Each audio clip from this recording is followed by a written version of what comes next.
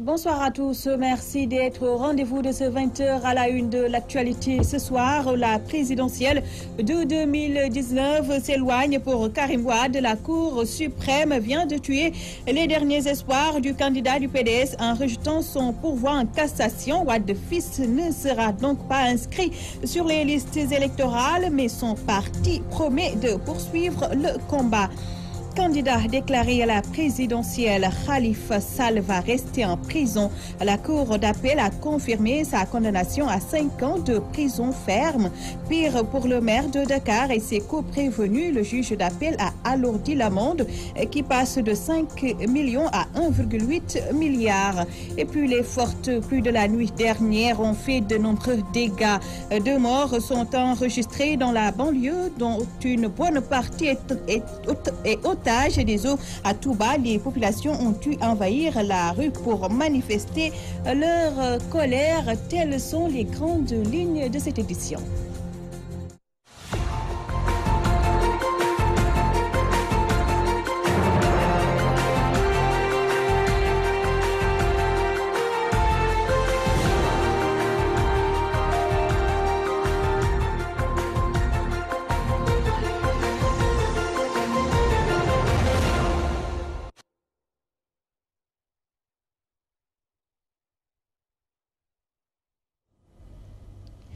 Merci de vous joindre à nous. La course à la présidentielle de 2019 s'éloigne davantage pour le candidat du Parti démocratique sénégalais. La Cour suprême vient de rejeter son pourvoi en cassation après le refus de la direction générale des élections de l'inscrire sur les listes électorales. Malgré la déception, les partisans de Karim Wade se disent déterminés à poursuivre le combat. On va y revenir avec Abdouroudous Diallo. Toujours dans l'actualité politico-judiciaire, affaire de la caisse d'avance de la mairie de Dakar, le juge d'appel a finalement eu la main plus lourde. La cour d'appel a condamné Khalifa Sall à 5 ans de prison ferme pour escroquerie portant sur des deniers publics, faux et usage de faux. Un jugement qualifié de politique par les avocats de la défense. Mamou Gassama.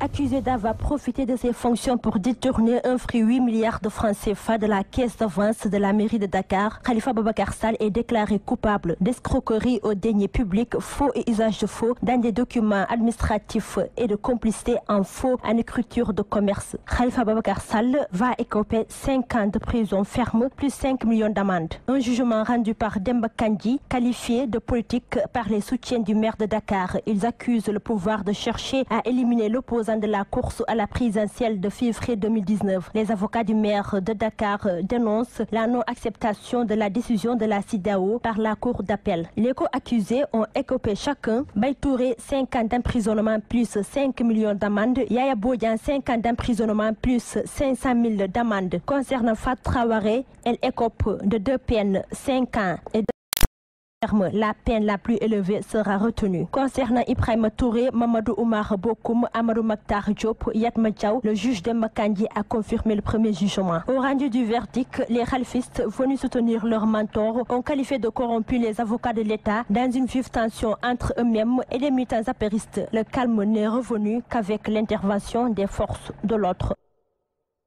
Les avocats de la défense ne sont pas surpris par le verdict de la Cour d'appel de Dakar, confirmant la condamnation de leur client à 5 ans de prison ferme. Un des avocats de Khalifa Sall, maître Siré Clédor Ly, estime que les juges n'ont fait qu'exécuter les commandes du pouvoir exécutif. Nous l'écoutons au micro de Rohandong. Je pense que personne n'est surpris. Le peuple sénégalais n'est pas surpris. Les avocats ne sont pas surpris. Khalifa Babakar Sall n'y croyait pas, raison pour laquelle vous avez vu, il n'a pas comparu. La Cour n'a même pas eu l'élégance de l'appeler à la barre pour qu'on constate qu'il n'a pas comparu. C'est dire que la forme importe peu pour cette justice. Ce qui leur importe, c'est d'exécuter les commandes qui leur sont faites par le pouvoir exécutif. C'est des objectifs de politique qui sont poursuivis et non pas un idéal de justice qui est poursuivi. La conséquence de l'arrêt rendu par la Cour de justice de la CEDEAO, c'était l'annulation de l'ensemble de la procédure. Mais vous avez vu, c'est comme dans un cirque. La Cour extirpe les procès-verbaux d'audition, donc annule l'enquête préliminaire. Mais si l'enquête préliminaire est annulée, alors que la Cour de justice de la CEDEAO a dit qu'au moment de l'enquête préliminaire, la présomption d'innocence est annulée et la présomption d'innocence de toutes ces personnes est violée, la conséquence, c'est qu'en réalité, tout ce qui a suivi ne peut en fait que rejoindre le procès inéquitable.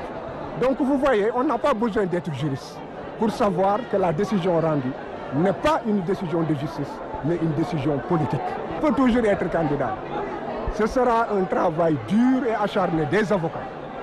Mais il conserve encore sa chance d'être effectivement candidat et d'être éligible. Ça, c'est des questions de droit que je ne vais pas développer dans une communication. Mais rassurez-vous, il n'a pas encore perdu ses chances. Indignation et désolation, ce sont les sentiments les mieux partagés chez les partisans du maire de Dakar après le verdict de la Cour d'appel. Très remonté, les khalifistes dénoncent une mainmise de l'exécutif sur le pouvoir judiciaire. Malgré tout, ils promettent de saisir la Cour suprême. Orandong a recueilli leur réaction. La Cour d'appel de Dakar a confirmé le verdict rendu par le juge Malik Lamotte qui condamne Khalifa Sall à 5 ans de prison. Les partisans du maire de Dakar s'indignent et soutiennent qu'ils ne sont nullement surpris par cette décision qui, disent-ils, a été dictée au juge par le chef de l'État, Macky Sall. En fait, la décision qui vient d'être rendue aujourd'hui ne nous surprend guère. C'est la continuité de cette comédie judiciaire que Macky Sall a mise en place. Malheureusement, une certaine partie de la justice a accepté d'être complice. C'est une décision qui sort donc de chez Macky Sall et ça nous réconforte dans notre position selon laquelle cette justice elle est instrumentalisée, cette justice elle est couchée. C'est ça qui nous réconforte par rapport à cette décision. Ça ne nous surprend pas. Ceux qui ont vu le déroulé de ce procès-là savent que ça ne les surprend pas. Ceux qui ont vu la froideur avec laquelle le juge Kandé a rejeté la décision de la CEDEAO, ça ne les surprend pas. Ceux qui ont vu le cirque, la comédie guignolesque hier au niveau du CICAD, ça ne les surprend pas. C'est une démarche politique, ça n'a rien de juridique. Ce qui les intéresse, c'est que Khalifa ne soit pas candidat. Mais ce qui nous intéresse, c'est que Khalifa soit candidat. Ces khalifistes promettent de continuer le combat et comptent se pourvoir en cassation pour la libération de leur mentor qui a refusé de comparaître à la barre. Mais ce qu'il faudrait savoir, c'est que nous, partisans de Khalifa, nous allons continuer ce combat afin qu'il soit candidat. Et dès demain, nous sillonnerons le pays pour récolter des parrains. Que Macky Sall se le tienne du qu'il le veuille ou non, Khalifa sera candidat. Mais le combat va continuer, nous serons encore beaucoup plus déterminés, beaucoup plus engagés dans le combat parce que nous croyons, nous avons foi en Khalifa Sall et nous allons continuer donc ce combat de rue. On va se pourvoir en cassation, comme le droit nous autorise.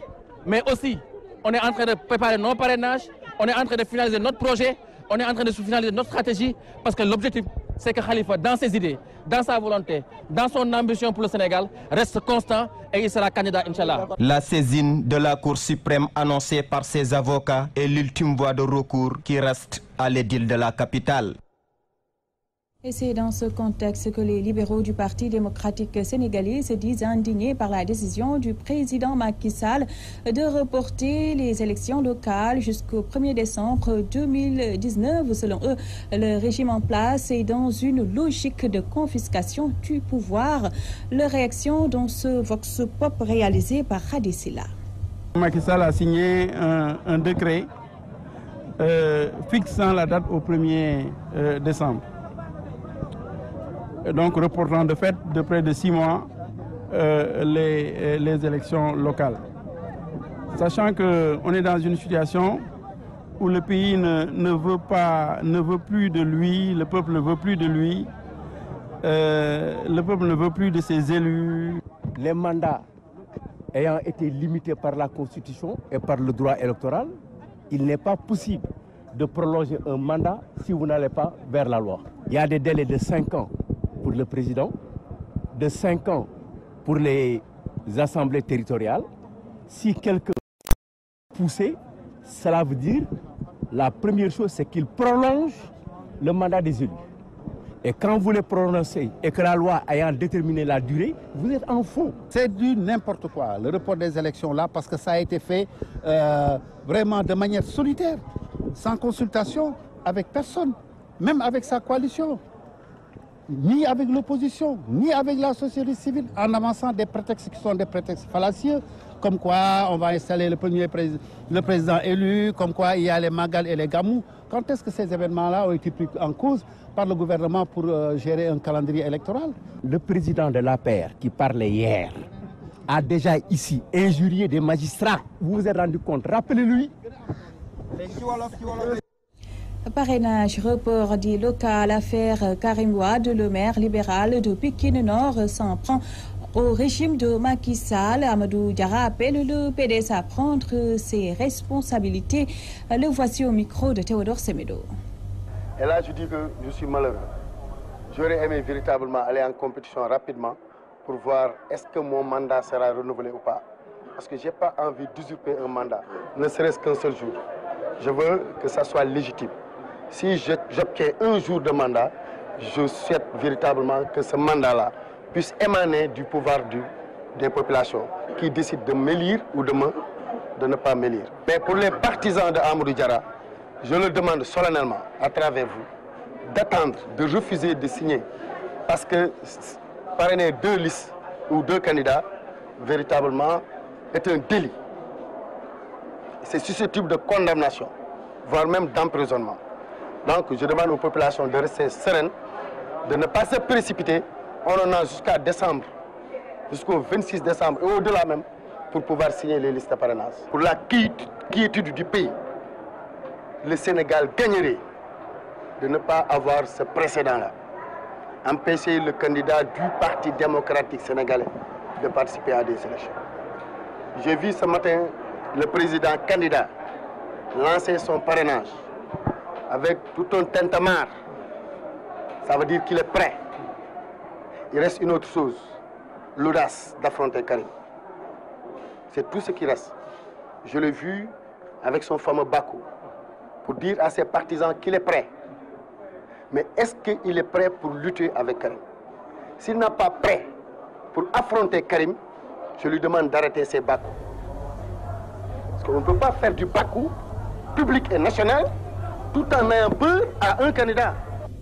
Les apéristes de Rufisque lancent leur campagne de parrainage 24 heures après celui de Macky Sall.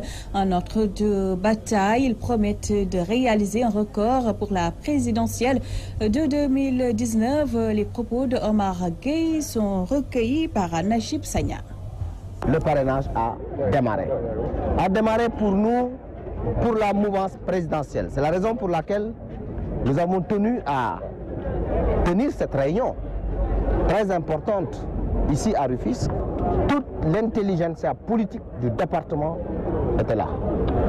Alors, ce que nous avons retenu de cette réunion et les décisions que nous avons prises, sanctionnées par une résolution qui a été lue, c'est nous nous engageons comme un seul homme pour faire de notre candidat, le président Macky Sall, le candidat qui sera réélu dès le premier tour, le 24 février 2019. Ensuite, nous avons pris un engagement de démarrer immédiatement le parrainage, dès demain, jeudi, et au plus tard le week-end, dans l'ensemble des communes du département, où une organisation sera mise en place autour des communes pour avoir des points de collecte. Nous avons aussi expliqué le contenu de la fiche de parrainage, pour qu'il n'y ait pas d'erreur. Nous avons attiré l'attention de tous les militants, les sympathisants, les citoyens qui désirent parrainer le président, que s'ils parrainent le président Macky Sall, ils ne pourront pas parrainer pour un autre candidat.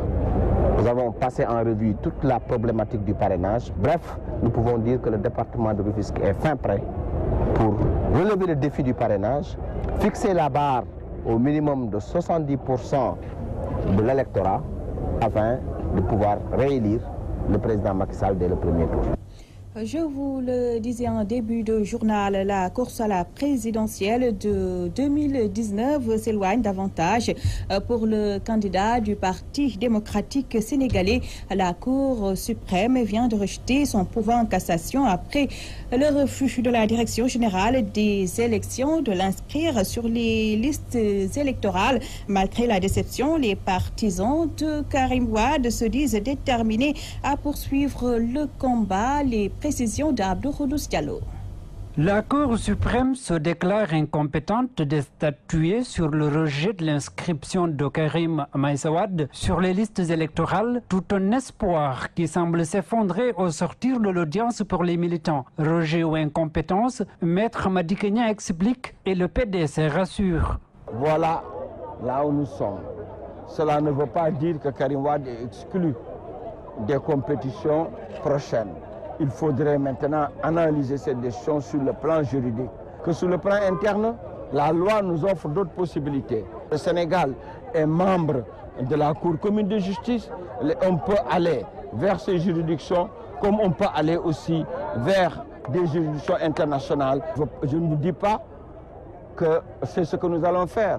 Il y a une possibilité de rabat d'arrêt. Par exemple, devant la Cour suprême, je vous donne seulement cet exemple. Encore une fois, Karim Wade est candidat à l'élection présidentielle. Le fait qu'il ne soit pas sur les listes ne veut pas dire qu'il ne peut pas être candidat à l'élection présidentielle. Désormais, les libéraux se disent déterminés à livrer un combat politique pour le rétablissement dans ses droits de leur candidat. Il reste le candidat du PDS et le PDS est décidé à engager la bataille. N'oubliez pas aussi, au-delà du terrain juridique, nous sommes un parti politique. Un parti politique, c'est utiliser des moyens politiques pour faire triompher sa cause. Nous allons continuer, on a une date dès le 8 septembre, nous allons démarrer nos parrainages, nous allons intensifier les luttes, nous allons aller là où il le faut. Nous n'allons pas nous arrêter là. Macky Sall ne peut pas nous arrêter à ce niveau-là. À 6 mois de la présidentielle de 2019, le candidat du Parti démocratique sénégalais reste toujours incertain. Dans le reste de l'actualité, nous vous l'évoquions d'ailleurs en titre, les fortes pluies de la nuit du mercredi ont fait d'énormes dégâts dans la banlieue dakaroise. 2 morts ont été enregistrés entre Pikine et Guédiawaye. Plusieurs maisons sont aussi envahies par les eaux. Théodore Semedo. 2 morts, 2 blessés, des dégâts matériels, des maisons inondées. Tel est le bilan de la pluie diluvienne qui s'est abattue ce mercredi entre Dakar et sa banlieue. Au quartier Wakhinane de Pikine Nord, c'est l'effondrement d'une dalle qui a tué une femme puis blessé ses 2 enfants. Il y a une dalle qui s'est effondrée hier vers les coups de 3h30. Donc tout le quartier s'est mobilisé pour sauver les gens qui y étaient.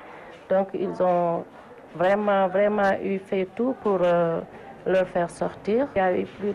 Il y a une qui est décédée, la maman, et les 2 autres sont à l'hôpital Tchaoui. Au quartier d'Agoudane, où la mosquée est même inondée, de même que cité 1 et 2 de Pikine Ouest, les populations dans le désarroi total dénoncent l'inertie de leur maire, Pape Gorgui Ndong. Dans la mosquée, on n'a pas prié dans la mosquée à cause de l'eau qui a pénétré. Avec une hauteur de 2 mètres, mais l'eau est pénétrée. Crier, mais jusqu'ici, chaque fois, le problème se repose.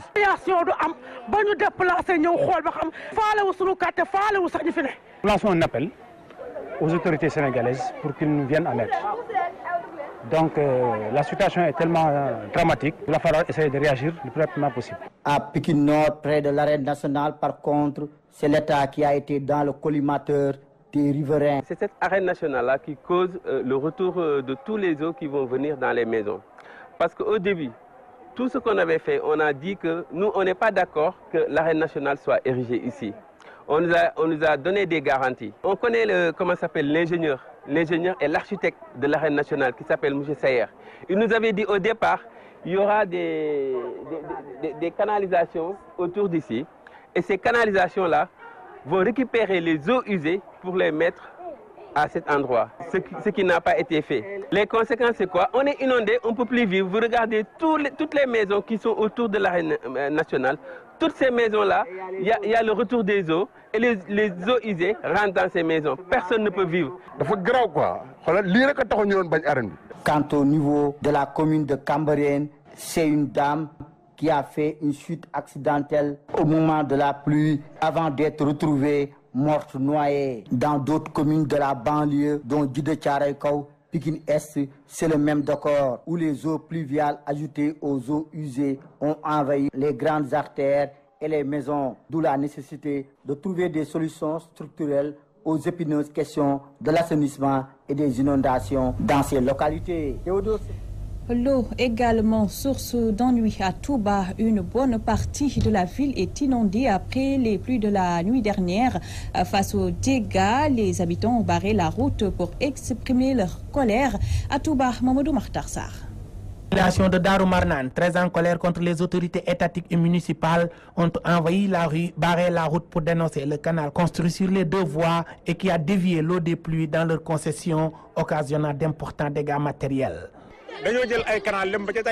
Les autorités ont construit un canal sur les deux voies.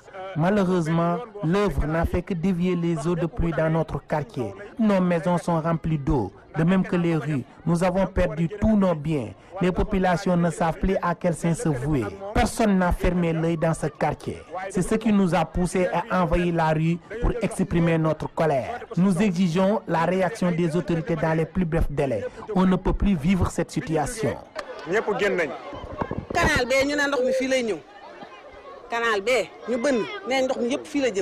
Interpellés, les autorités municipales dégagent leurs responsabilités et indexent l'AGEROUTE. Abdullah Hadka est le maire de Touba. C'est l'AGEROUTE qui était en train de réaliser ces travaux. En tant qu'autorité municipale, on leur avait même demandé d'arrêter parce que nous connaissons très bien cette cité religieuse. Techniquement, ces travaux ne devraient pas être réalisés dans ce site. Nous avons même écrit au sous-préfet il y a de cela 5 mois pour demander à l'AGEROUTE d'arrêter les travaux. Mais rien. Malheureusement, ils ont continué. Aujourd'hui, ils sont à l'origine de tous les malheurs des populations de Darou Marnane. S'ils avaient associé la mairie, une telle chose pourrait être évitée.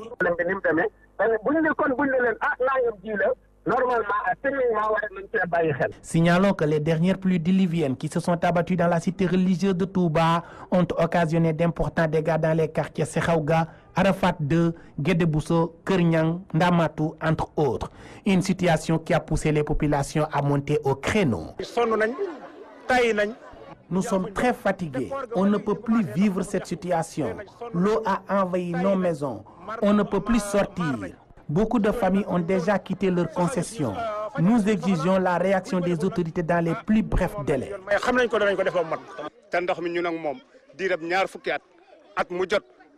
Depuis plus de 20 ans, nous vivons avec les eaux de pluie ici à Guédé. Nous sommes très fatigués. Les politiciens proches de la mouvance présidentielle crient sur tous les toits que Macky Sall a injecté des milliards dans l'assainissement de Touba. Cela est totalement faux. Ici à Guédé, nous avons tous les problèmes du monde.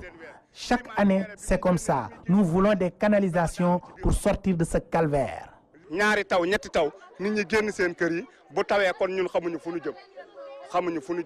Touba Mbaké, Mamadou Makhtar Sarr pour la radio-télévision Walfadjri. Ça, le temps à Touba après les fortes pluies de la nuit dernière. Dans l'actualité du jour, il y a également la colère des jeunes de Mbane dans le département de Fatick. Ils ont barré la route Fatick-Niakhar pour réclamer de l'électricité, mais aussi des ralentisseurs. Cet axe est très souvent à l'origine de nombreux accidents. Adembot Diouf-Sène, leur porte-parole, explique au micro de Al-Hassan Ba.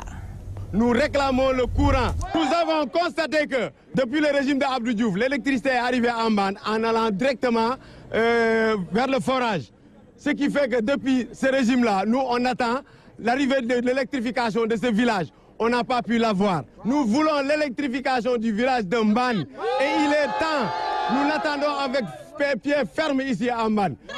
Autre chose, le gouvernement a pris tous nos terres en y installant cette centrale électrique que vous voyez là-bas. Il a pris nos terres en y prévoyant la construction de l'université du Sine Saloum. Il a pris nos terres en y prévoyant l'installation de l'autoroute à péage Dakar-Kaolack. Donc, Il est temps maintenant qu'aujourd'hui, ce pays-là rend en banne ce qu'il doit en banne. Nous ne demandons pas grand-chose, mais nous voulons au moins que ce village soit électrifié, que l'on nous donne un peu de respect. Il ne peut pas prendre nos... Il veut nous permettre de vivre, c'est ce que nous cultivons. Nous n'en avons plus. Et maintenant, on vient nous prendre tous nos terres sans pour autant nous donner le minimum de choses. Toutes nos excuses pour ces quelques soucis techniques dus à une coupure d'électricité. Parlons de tout à fait autre chose à présent. Plus de 4000 tonnes d'oignons ont été produites cette année au Sénégal, mais l'absence de magasins de conservation constitue un véritable problème pour le président de l'association des unions maraîchères des Niayes. L'autosuffisance en oignons ne sera pas atteinte tant qu'il n'y aura pas de magasins de stockage moderne. Mohamed Dia est interrogé par Omar Kairé.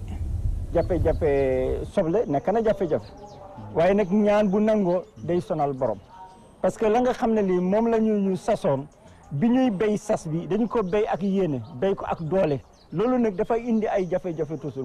La question relative à la conservation de l'oignon constitue un véritable problème chez les producteurs.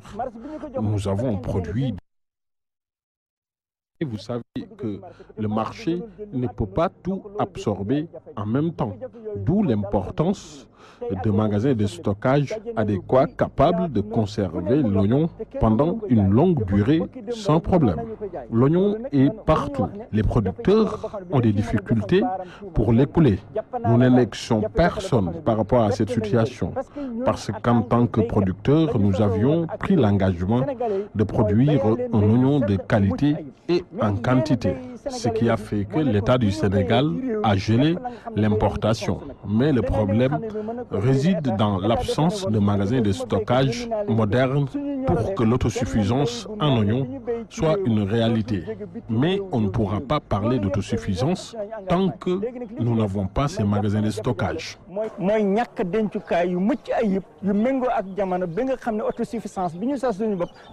Parce que autosuffisance du béy autosuffisance da ngay béy li nga soxla nga jëriñoo ko li nga soxlawul nga denc ko te du yàq sa bopp sa loxo. C'était le journal de la rédaction. Merci à vous de l'avoir suivi. Vous aurez à 21h votre émission Dîner ak Jamono présentée par Awa Diop Ndiaye Diagne. Très bonne soirée à tous.